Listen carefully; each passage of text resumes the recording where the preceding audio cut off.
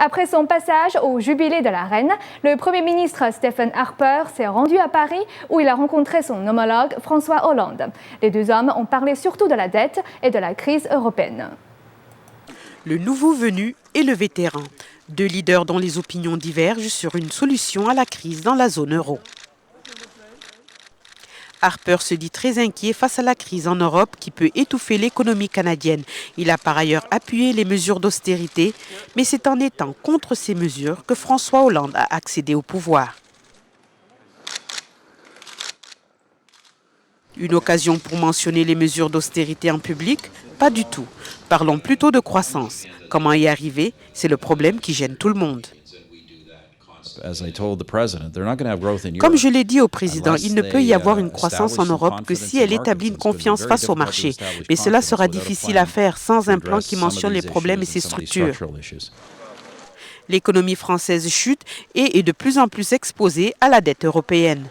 Hollande s'efforce de bâtir des ponts, pas de les brûler. Ce double principe. Nous devons avoir plus de croissance, mais pour avoir plus de croissance, il faut aussi plus de stabilité. L'Europe est tout sauf stable. Les banques espagnoles vacillent en attendant une aide. La Grèce, elle, est fiévreuse.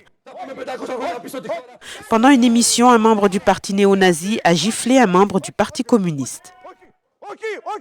À Berlin, où le Premier ministre David Cameron a rencontré la chancelière allemande, on s'embrassait plus tôt. Angela Merkel appelle ouvertement et vite à une union politique afin de fortifier l'euro. David Cameron acquiesce, mais n'est pas de la partie. Quand il s'agit de la crise dans la zone euro, il est évident qu'une action urgente est à prendre. Pour pallier au marché fluctuant, il faut de la sécurité et recapitaliser les banques.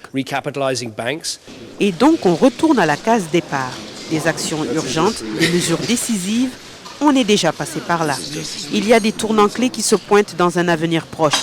Des élections grecques dans 10 jours, suivies d'un sommet du G20 et pour finir, une réunion des leaders européens sur la crise à la fin du mois. Le nouveau venu à l'Élysée sera testé.